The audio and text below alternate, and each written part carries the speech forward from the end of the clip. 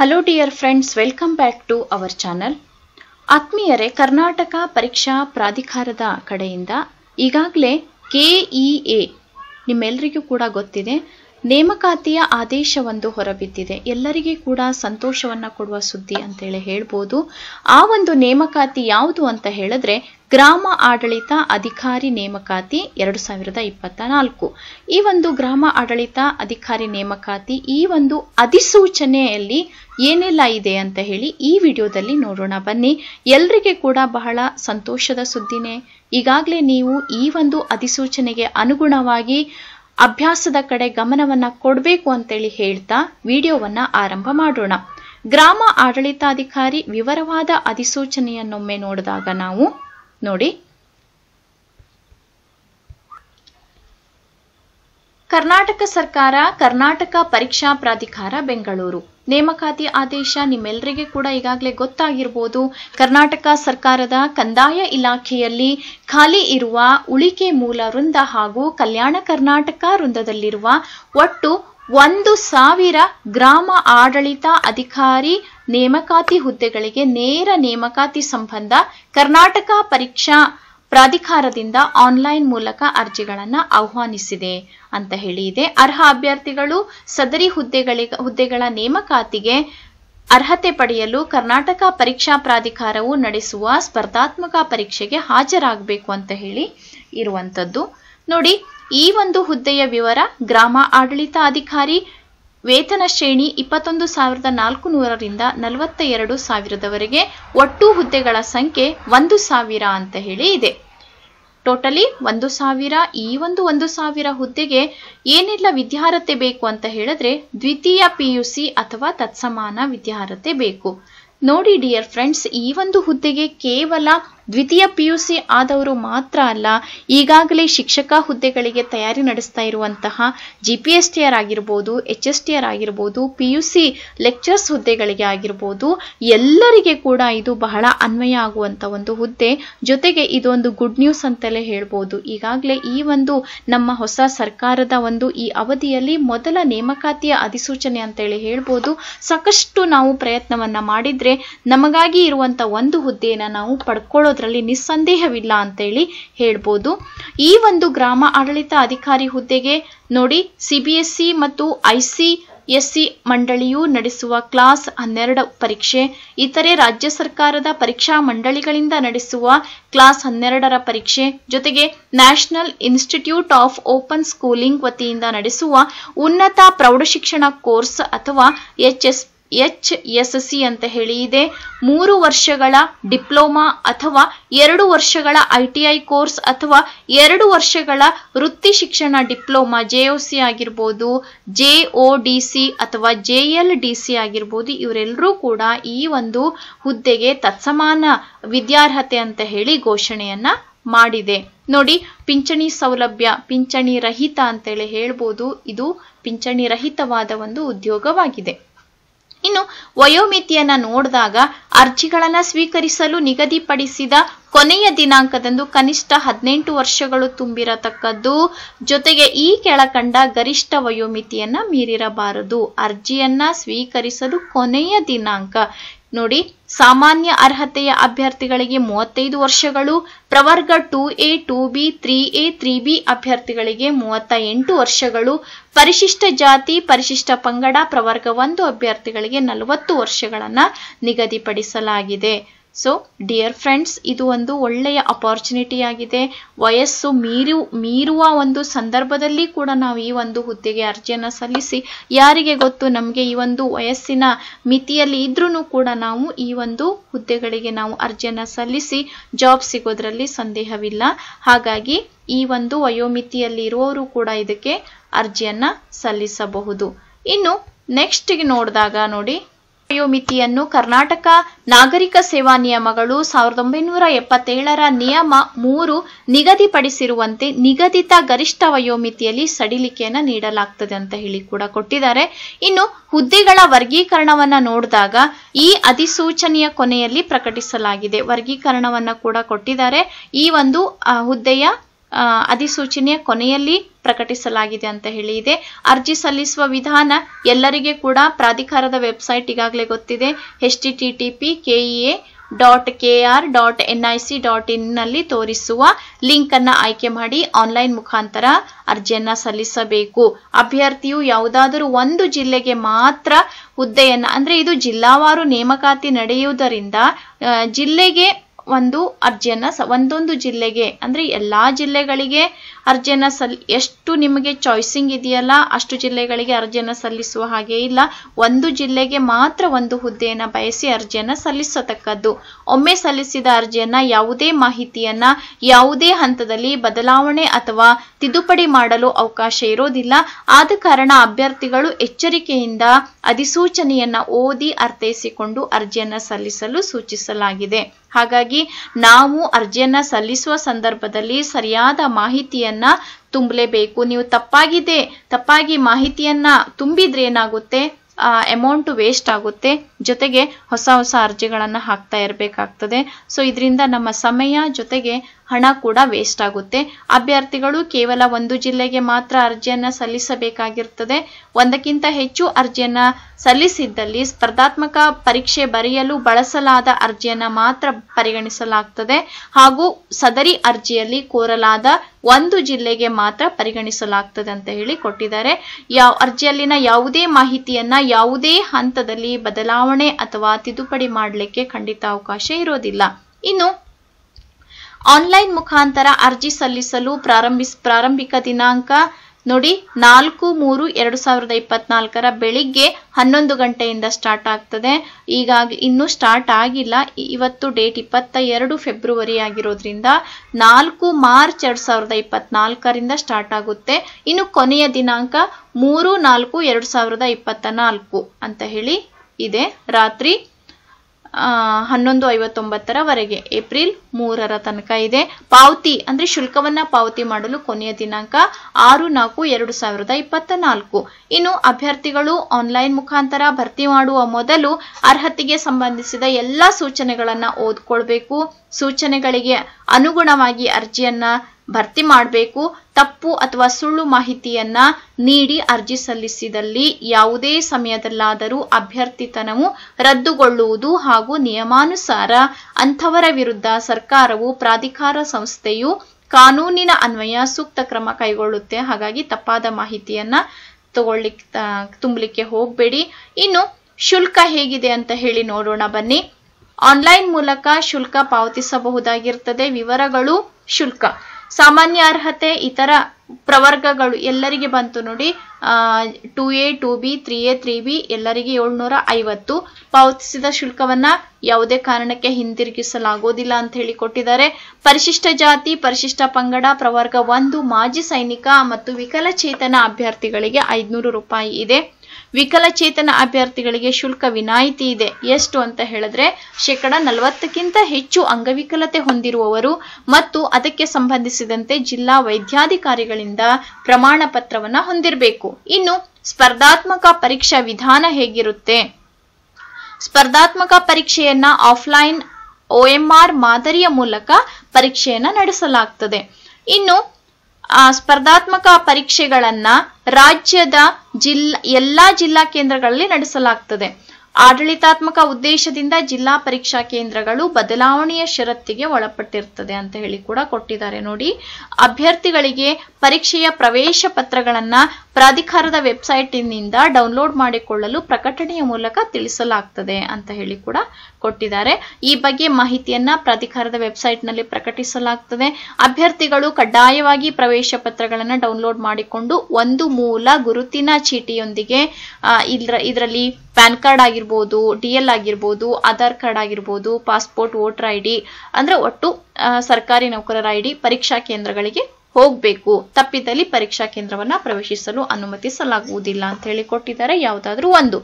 ಇನ್ನು ಈ ಒಂದು ಪರೀಕ್ಷೆ ಯಾವ ರೀತಿ ನಡೆಯುತ್ತೆ ಅಂತ ಹೇಳಿ ನಾವು ನೋಡಿದಾಗ ಕಡ್ಡಾಯ ಕನ್ನಡ ಭಾಷಾ ಪರೀಕ್ಷೆ ಅಂದ್ರೆ ನಾವು SSLCಯಲ್ಲಿ ಪ್ರಥಮ ಭಾಷೆಯಾಗಿ ಕನ್ನಡವನ್ನ ಓದಿದ್ರೂ ಕೂಡ ಕಡ್ಡಾಯ ಕನ್ನಡ ಭಾಷಾ ಪರೀಕ್ಷೆಗೆ ಕಡ್ಡಾಯವಾಗಿ ನಾವು ಹಾಜರಾಗಲೇಬೇಕು.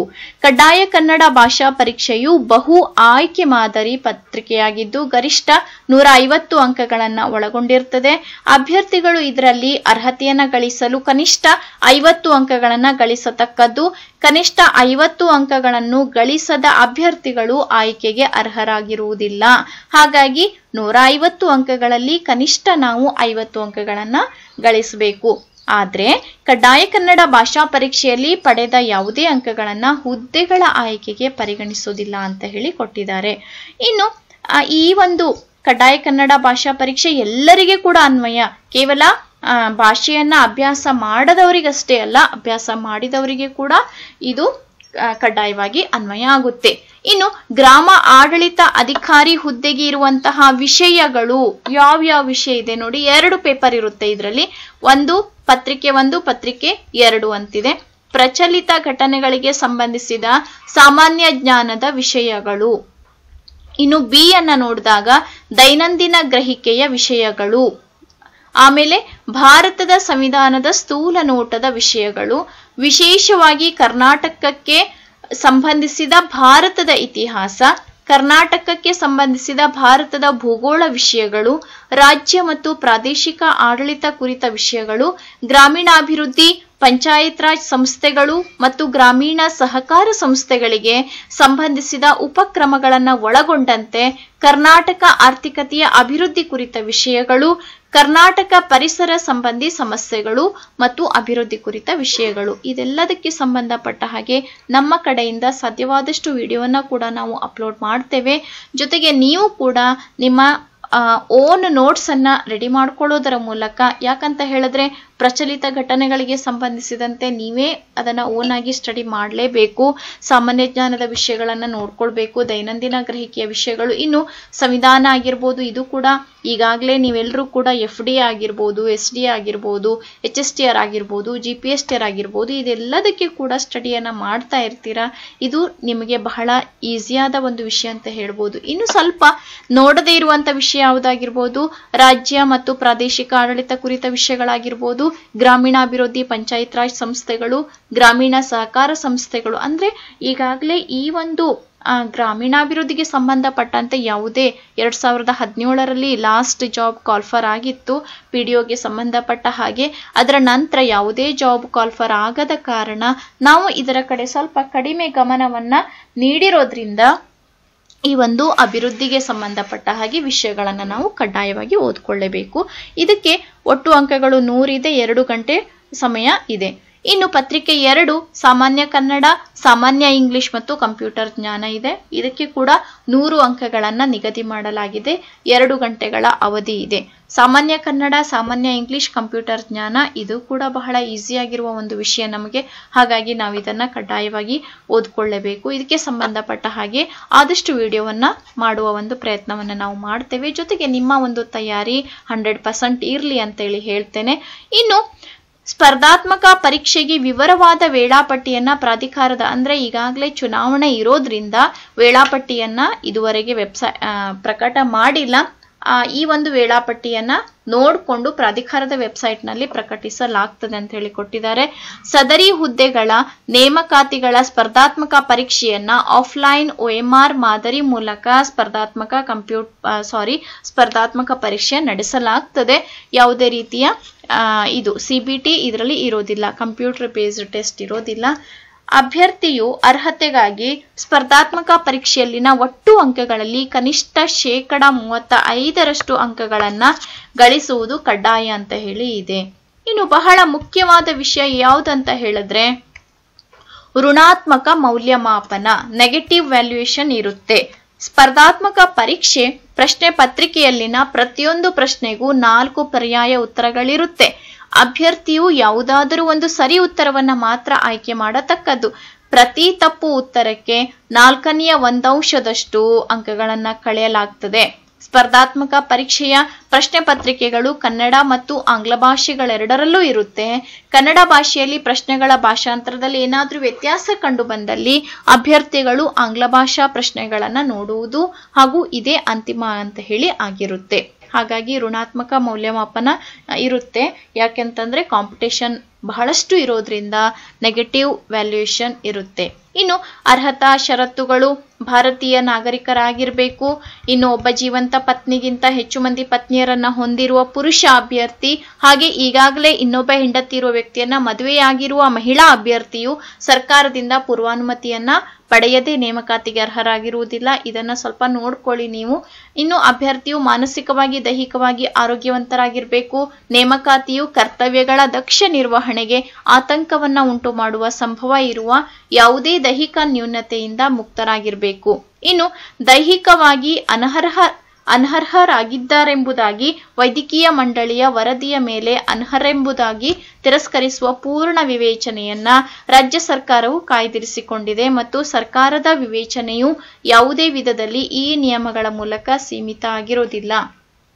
ಇನ್ನು ಕೇಂದ್ರ ಅಥವಾ ಕರ್ನಾಟಕ ಅಥವಾ ಇತರ ರಾಜ್ಯ ಲೋಕಸೇವಾ ಆಯೋಗ ಅಥವಾ ಕರ್ನಾಟಕ ಪರೀಕ್ಷಾ ಪ್ರಾಧಿಕಾರ ಅಥವಾ ಯಾವುದೇ ವಿಶ್ವವಿದ್ಯಾನಿಲಯಗಳಿಂದ ನಡೆಸಲಾಗುವ ಪರೀಕ್ಷೆಗಳಿಂದ ಅಥವಾ ನೇಮಕಾತಿಗಳಿಂದ ಖಾಯಂ ಆಗಿ ಅಂದ್ರೆ ಯಾವುದಾದರೂ ಒಂದು ಪರೀಕ್ಷಾ ಸಮಯದಲ್ಲಿ ನೀವು ಡಿಬಾರ್ ಆಗಿದ್ರೆ ಆ ವ್ಯಕ್ತಿಗಳು ನೇಮಕಾತಿಗೆ ಅರ್ಹರಾಗಿರುವುದಿಲ್ಲ. ಇದನ್ನು ನೆನಪಲ್ಲಿ ಇಟ್ಕೊಳ್ಳಿ. ಇನ್ನು ಯಾವುದೇ ನೈತಿಕ ಪರಿಭಾಷೆಗೆ ಶಿಕ್ಷೆಗೆ ಒಳಪಟ್ಟ ವ್ಯಕ್ತಿ ಅಥವಾ ಕೇಂದ್ರ ಅಥವಾ ಕರ್ನಾಟಕ ಅಥವಾ ಇತರೆ ರಾಜ್ಯದ ಲೋಕಸೇವಾ ಆಯೋಗ, ಕರ್ನಾಟಕ ಪರೀಕ್ಷಾ ಪ್ರಾಧಿಕಾರ ಅಥವಾ ಯಾವುದೇ ವಿಶ್ವವಿದ್ಯಾನಿಲಯಗಳಿಂದ ನಡೆಸಲಾಗುವ ಪರೀಕ್ಷೆಗಳಿಂದ ಅಥವಾ ನೇಮಕಾತಿಗಳಿಂದ ತಾತ್ಕಾಲಿಕವಾಗಿ ಡಿಬಾರಾದ ಅಥವಾ ಅನರ್ಹಗೊಂಡ ವ್ಯಕ್ತಿಯು ಸರ್ಕಾರವು ಎಲ್ಲ ಸಂದರ್ಭಗಳನ್ನ ಮರುಪರಿಶೀಲಿಸಿ ಅವರು ನೇಮಕಾತಿಗೆ ಅರ್ಹರೆಂದು ಪರಿಗಣಿಸುವವರೆಗೂ ನೇಮಕಾತಿಗೆ ಅರ್ಹರಾಗಿ ಇರೋದಿಲ್ಲ. ಇನ್ನು ಇವೆಲ್ಲವನ್ನ ಕೂಡ ಡೀಟೇಲ್ ಆಗಿ ಓದ್ಕೊಳ್ರಿ. ನಿಗದಿತ ಶೈಕ್ಷಣಿಕ ಅರ್ಹತೆಯ ಜೊತೆಗೆ ಈ ಮೇಲ್ಕಂಡ ಅರ್ಹತೆಗಳನ್ನ ಹೊಂದಿರುವ ಅಭ್ಯರ್ಥಿಗಳು ನೇಮಕಾತಿಗಾಗಿ ಅರ್ಜಿ ಸಲ್ಲಿಸಲು ಅರ್ಹತೆಯನ್ನ ಹೊಂದಿರುತ್ತಾರೆ. ಇಲ್ಲಿ ಮುಖ್ಯವಾಗಿ ಜಾತಿ ಅಥವಾ ಮೀಸಲಾತಿ ಪ್ರಮಾಣ ಪತ್ರಗಳು ನೋಡಿ. ಪರಿಶಿಷ್ಟ ಜಾತಿ ಪರಿಶಿಷ್ಟ ಪಂಗಡಕ್ಕೆ ಸೇರಿದ ಅಭ್ಯರ್ಥಿಗಳು ನಮೂನೆ ಡಿ ಮೀಸಲಾತಿ ಪ್ರಮಾಣ ಪತ್ರ ಇರಬೇಕು. ಪ್ರವರ್ಗ 1ಕ್ಕೆ ಸೇರಿದ ಅಭ್ಯರ್ಥಿಗಳು ನಮೂನೆ ಇ ಇರಬೇಕು. ಇನ್ನು ಪ್ರವರ್ಗ 2A 2B 3A 3B ಮೀಸಲಾತಿಗೆ ಸೇರಿದ ಅಭ್ಯರ್ಥಿಗಳು ನಮೂನೆ ಎಫ್ ಪ್ರಮಾಣ ಪತ್ರವನ್ನ ಸಲ್ಲಿಸಬೇಕು. ಇವೆಲ್ಲವನ್ನ ಕೂಡ ನೋಡ್ಕೊಳ್ಳಿ.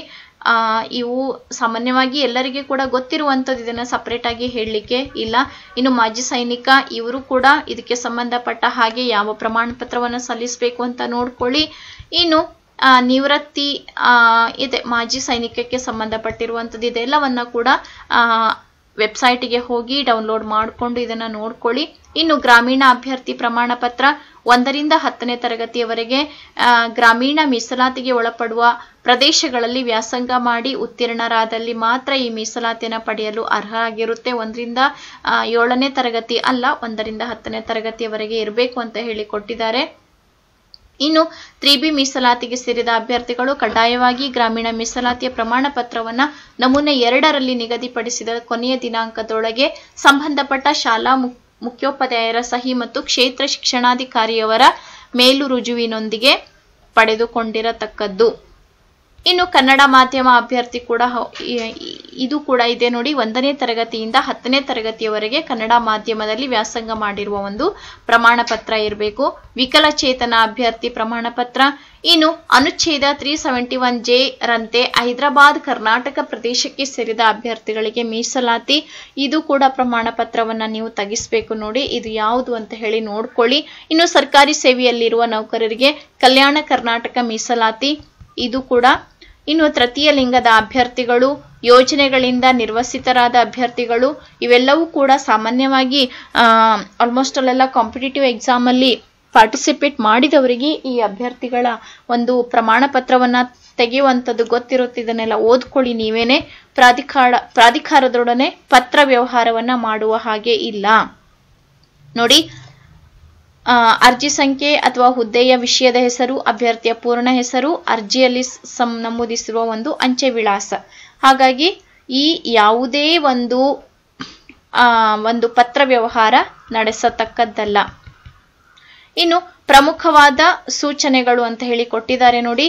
ಅಭ್ಯರ್ಥಿಯ ಇತ್ತೀಚಿನ ಪಾಸ್ಪೋರ್ಟ್ ಅಳತೆಯ ಭಾವಚಿತ್ರವನ್ನ ಹಾಗೂ ಕಪ್ಪು ಶಾಯಿಯ ಸ್ಕೆಚ್ ಮಾರ್ಕರ್ ಪೆನ್ನಲ್ಲಿ ಸಹಿಯನ್ನ ನಿಗದಿಪಡಿಸಿದ ಅಳತೆಯಲ್ಲಿ ಸ್ಕ್ಯಾನ್ ಮಾಡಿ ಅರ್ಜಿಗೆ ಅಪ್ಲೋಡ್ ಮಾಡಬೇಕು. ಭಾವಚಿತ್ರ ಹಾಗೂ ಸಹಿಯನ್ನ ಅಪ್ಲೋಡ್ ಮಾಡದ ಅರ್ಜಿಗಳು ತಿರಸ್ಕೃತಗೊಳ್ಳುತ್ತವೆ.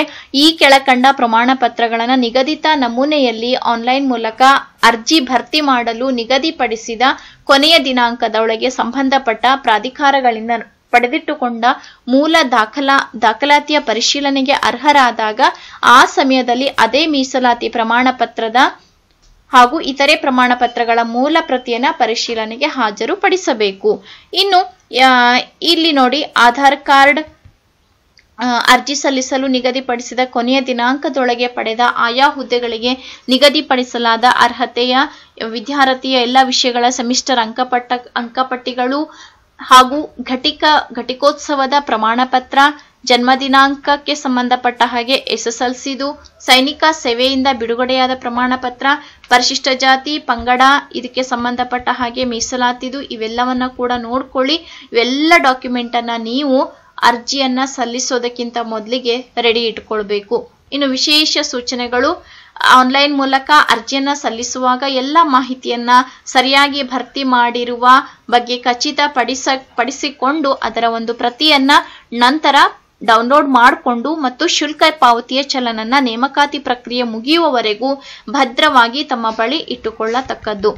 ಇನ್ನು ಈಗಾಗಲೇ ಸೇವೆಯಲ್ಲಿರುವ ಅಥವಾ ಸೇವೆ ಸಲ್ಲಿಸಿದ ಅಭ್ಯರ್ಥಿಗಳು ಆಯ್ಕೆಯಾದ ಪಕ್ಷದಲ್ಲಿ ಅವರುಗಳ ನೇಮಕಾತಿ ಪ್ರಾಧಿಕಾರಗಳಿಂದ ನಿಗದಿತ ನಮೂನೆಯಲ್ಲಿ ನಿರಾಕ್ಷೇಪಣಾ ಪ್ರಮಾಣ ಪತ್ರ ಅಥವಾ ಅನುಮತಿಯನ್ನ ಅಥವಾ ಸೇವಾ ಪ್ರಮಾಣ ಪತ್ರವನ್ನ ಪಡೆದಿಟ್ಟುಕೊಂಡು ನೇಮಕಾತಿ ಪ್ರಾಧಿಕಾರಕ್ಕೆ ಸಲ್ಲಿಸತಕ್ಕದ್ದು ಅಂತ ಹೇಳಿಕೊಟ್ಟಿದ್ದಾರೆ. ಶುಲ್ಕ ಪಾವತಿಸಲು ಕೊನೆಯ ದಿನಾಂಕವು ಸಾರ್ವತ್ರಿಕ ರಜಾ ದಿನವಾಗಿ ಘೋಷಿಸಲ್ಪಟ್ಟರೆ ಆ ದಿನಾಂಕದ ಮಾರನೆಯ ಕೆಲಸ ದಿನವು ಕೊನೆಯ ದಿನಾಂಕವಾಗುವುದು. ಅಕಸ್ಮಾತಾಗಿ ಅದೇನಾದ್ರೂ ರಜಾ ದಿನ ಅಂತ ಹೇಳಿ ಘೋಷಿಸಿದ್ರೆ ನಂತರದ ದಿನ ಕೊನೆಯ ದಿನಾಂಕ ಆಗ್ತದೆ. ಇನ್ನು ಹೆಚ್ಚಿನ ಒಂದು ಮಾಹಿತಿಗಾಗಿ ದೂರವಾಣಿ ಸಂಖ್ಯೆಯನ್ನು ಕೂಡ ಕೊಟ್ಟಿದ್ದಾರೆ. ಇದನ್ನ ಕೂಡ ಕಾಂಟ್ಯಾಕ್ಟ್ ಮಾಡ್ಕೊಳ್ಳಿ ಏನಾದ್ರೂ ನಿಮಗೆ ಗೊಂದಲಗಳಿದ್ದ ಸಂದರ್ಭದಲ್ಲಿ. ದುರ್ನಡತೆ ಅಂತ ಹೇಳಿ ಕೂಡ ಕೊಟ್ಟಿದ್ದಾರೆ. ಒಬ್ಬ ಅಭ್ಯರ್ಥಿಯು ನಕಲಿ ವ್ಯಕ್ತಿಯಾಗಿರುವನೆಂದು ಅಥವಾ ಖೋಟಾ ದಸ್ತಾವೇಜು ಅಂದ್ರೆ ಯಾವುದಾದ್ರೂ ಒಂದು ಮಾಹಿತಿಯನ್ನ ನೀವು ನಕಲಿಯನ್ನ ಕೊಟ್ಟಿದ್ರೆ ಅದು ಕ್ರಿಮಿನಲ್ ವ್ಯವಹಾರಗಳಿಗೆ ಶಿಸ್ತು ಕ್ರಮಕ್ಕೆ ಒಳಪಡುತ್ತೆ ಅಂತ ಹೇಳಿ ಕೂಡ ಕೊಟ್ಟಿದ್ದಾರೆ. ಇನ್ನು ಗಮನಿಸಿ ಅಂತ ಹೇಳಿ ಕೊಟ್ಟಿದ್ದಾರೆ. ಆನ್ಲೈನ್ ಮೂಲಕ ಅರ್ಜಿಯನ್ನ ಸಲ್ಲಿಸುವಂಥದ್ದು, ಸ್ಪರ್ಧಾತ್ಮಕ ಪರೀಕ್ಷೆಗೆ ಹಾಜರಾಗುವಂಥದ್ದು, ಸ್ಪರ್ಧಾತ್ಮಕ ಪರೀಕ್ಷೆಯಲ್ಲಿ ಅರ್ಹತೆ ಪಡೆದ ಮಾತ್ರಕ್ಕೆ ಅಭ್ಯರ್ಥಿಗಳಿಗೆ ಈ ಮೇಲಿನ ವಿವಿಧ ಹುದ್ದೆಗಳ ನೇಮಕಾತಿಗೆ ಯಾವುದೇ ಹಕ್ಕನ್ನ ನೀಡುವುದಿಲ್ಲ ಅಂತ ಹೇಳಿ ಕೂಡ ಕೊಟ್ಟಿದ್ದಾರೆ ನೋಡಿ. ಇನ್ನು ಸರ್ಕಾರವು ನಿಗದಿಪಡಿಸಬಹುದಾದ ಅರ್ಹತಾ ಮಾನದಂಡಗಳಿಗೆ ಕೂಡ ಒಳಪಟ್ಟಿರುತ್ತೆ. ಇವೆಲ್ಲ ನಿಯಮಗಳನ್ನ ನೀವು ನೋಡ್ಕೋಬೇಕು. ಸಾಮಾನ್ಯ ಅರ್ಹತೆ ಅಂದ್ರೆ GM, ಪರಿಶಿಷ್ಟ ಜಾತಿ ಈಗಾಗಲೇ ಇದೆಲ್ಲವೂ ಕೂಡ ಗೊತ್ತಿದೆ. ಪ್ರವರ್ಗ 2A ಸರ್ಟಿಫಿಕೇಟ್ಗಳು 2A, ಪ್ರವರ್ಗ 2B ಅಂದ್ರೆ ಕೆಟಗರಿ 2B ಅಲ್ಲಿ ಬರುವಂತದ್ದು, ಪ್ರವರ್ಗ 3B, 3B ಇವೆಲ್ಲವನ್ನ ಕೂಡ ನೀವು ಓದ್ಕೊಳ್ಳಿ. ಬಹಳಷ್ಟು ಇದೆ ಇದನ್ನೆಲ್ಲ. ಇನ್ನು ಮಹಿಳಾ ಅಭ್ಯರ್ಥಿ ಕೂಡ ಕೊಟ್ಟಿದ್ದಾರೆ ನೋಡಿ, ವುಮೆನ್ ಕ್ಯಾಂಡಿಡೇಟ್ಗೆ ಸಂಬಂಧಪಟ್ಟಂತದ್ದು. ಇವೆಲ್ಲ ಈ ಒಂದು ಅರ್ಜಿಯಲ್ಲಿ ಫಿಲ್ ಮಾಡುವಾಗ ನೋಡ್ಕೊಳ್ಳಿ. ಪರಿಶಿಷ್ಟ ಜಾತಿ ಇದಕ್ಕೆಲ್ಲ ಸಂಬಂಧಪಟ್ಟ ಹಾಗೆ ಪ್ರಮಾಣ ಪತ್ರಗಳು ಯಾವ ರೀತಿ ಇರಬೇಕು, ಆದೇಶ ಸಂಖ್ಯೆ ಏನಿರಬೇಕು ಅಂತ ಹೇಳಿ ಕೂಡ ಕೊಟ್ಟಿದ್ದಾರೆ. ಇವೆಲ್ಲವನ್ನ ಕೂಡ ನೋಡ್ಕೊಳ್ಳಿ. ಇನ್ನು ಬರುವಂತದ್ದು ಪ್ರವರ್ಗ 1ಕ್ಕೆ ಸೇರಿಸಲಾದ ಅಭ್ಯರ್ಥಿಗಳ ಪ್ರಮಾಣ ಪತ್ರ, ನಮೂನೆ ಅಂದ್ರೆ F ಇದು 2A, 2B, 3A, 3Bಗೆ ಸೇರಿದ ಅಭ್ಯರ್ಥಿಗಳಿಗೆ ಸೇರುವಂತ ಒಂದು F ಪ್ರಮಾಣ ಪತ್ರ ಹೀಗಿದೆ. ಇದನ್ನು ಕೂಡ ನೋಟ್ ಮಾಡ್ಕೊಳ್ಳಿ. ನಮೂನೆ 1 ಜನರಲ್ ಮೆರಿಟ್ ಅಭ್ಯರ್ಥಿಗಳು ಮೇಲುಸ್ತರಕ್ಕೆ ಸೇರಿಲ್ಲವೆಂದು ದೃಢೀಕರಿಸಿ ಗ್ರಾಮೀಣ ಮೀಸಲಾತಿಯನ್ನ ಕೋರಲು ಸಲ್ಲಿಸಬೇಕಾದ ಪ್ರಮಾಣ ಪತ್ರ. ಎಲ್ಲ ಪ್ರಮಾಣ ಪತ್ರಗಳು ಕೂಡ ಆಯೋಗದ ವೆಬ್ಸೈಟ್ಗೆ ಹೋಗಿ ಡೌನ್ಲೋಡ್ ಮಾಡ್ಕೊಳ್ಳಿ. ಅದರಿಂದ ನಿಮಗೆ ಗೊತ್ತಾಗುತ್ತೆ. ಪರಿಶೀಲನಾ ಪ್ರಮಾಣ ಪತ್ರ ಅಂತ ಹೇಳಿ ಕೂಡ ಇದೆ. ಗ್ರಾಮೀಣ ಅಭ್ಯರ್ಥಿ ಪ್ರಮಾಣ ಪತ್ರ, ಯೋಜನೆ ನಿರ್ವಸಿತರಾದ ಪ್ರಮಾಣ ಪತ್ರ ಅಂತ ಹೇಳಿ ಕೊಟ್ಟಿದ್ದಾರೆ. ಇವೆಲ್ಲ ಪ್ರಮಾಣ ಪತ್ರಗಳನ್ನ ಕೂಡ ನೋಡ್ಕೊಳ್ಬೇಕು. ಇನ್ನು ಮುಖ್ಯವಾದ ವಿಷಯ ಅಂದರೆ ಯಾವ್ಯಾವ ಜಿಲ್ಲೆಗಳಲ್ಲಿ ಎಷ್ಟೆಷ್ಟು ಹುದ್ದೆಗಳು ಖಾಲಿ ಇದೆ ಅಂತ. ಬೆಂಗಳೂರು ನಗರ 32, ಬೆಂಗಳೂರು ಗ್ರಾಮಾಂತರ 34, ಚಿತ್ರದುರ್ಗ 32, ಕೋಲಾರ 45, ತುಮಕೂರು 73, ರಾಮನಗರ 51, ಚಿಕ್ಕಬಳ್ಳಾಪುರ 42, ಶಿವಮೊಗ್ಗ 31, ಮೈಸೂರು 66, ಚಾಮರಾಜನಗರ 55, ಮಂಡ್ಯ 60, ಹಾಸನ 54, ಚಿಕ್ಕಮಗಳೂರು 23, ಕೊಡಗು 6, ಉಡುಪಿ 22, ದಕ್ಷಿಣ ಕನ್ನಡ 50, ಬೆಳಗಾವಿ 64, ವಿಜಯಪುರ 7, ಬಾಗಲಕೋಟೆ 22, ಧಾರವಾಡ 12, ಗದಗ 30, ಹಾವೇರಿ 34, ಉತ್ತರ ಕನ್ನಡ 2, ಕೊಪ್ಪಳ 3, ಬಳ್ಳಾರಿ 3, ಬೀದರ್ 5, ಯಾದಗಿರಿ 8, ವಿಜಯನಗರ 3.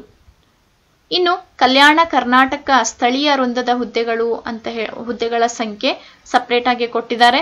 ಕಲಬುರಗಿ 67, ರಾಯಚೂರು 4, ಕೊಪ್ಪಳ 16, ಬಳ್ಳಾರಿ 14, ಬೀದರ್ 19, ಯಾದಗಿರಿ 1, ವಿಜಯನಗರ 10. ಇವೆಲ್ಲವೂ ಕೂಡ ಹುದ್ದೆಗಳ ಸಂಖ್ಯೆ, ಎಲ್ಲೆಲ್ಲಿ ಎಷ್ಟೆಷ್ಟು ಖಾಲಿ ಹುದ್ದೆಗಳಿದೆ ಅಂತ ಹೇಳಿ. ಸೊ ಡಿಯರ್ ಫ್ರೆಂಡ್ಸ್, ಈ ಒಂದು ನೇಮಕಾತಿ ಅಧಿಸೂಚನೆ ಇನ್ನೇನು ಹೊರಬಿದ್ದಿದೆ. ಹಾಗಾಗಿ ಇದಕ್ಕೆ ಸಂಬಂಧಪಟ್ಟ ಹಾಗೆ ಹೆಚ್ಚಿನ ತಯಾರಿಯನ್ನ ಇವತ್ತಿನಿಂದಲೇ ಪ್ರಾರಂಭಿಸಿ ಅಂತೇಳಿ ಹೇಳ್ತಾ, ಈ ವಿಡಿಯೋ ಏನಾದರೂ ನಿಮಗೆ ಇಷ್ಟ ಆಗಿದ್ರೆ ಲೈಕ್ ಮಾಡಿ, ಶೇರ್ ಮಾಡಿ, ಜೊತೆಗೆ ಕಮೆಂಟ್ ಕೂಡ ಮಾಡಿ. Thank you so much.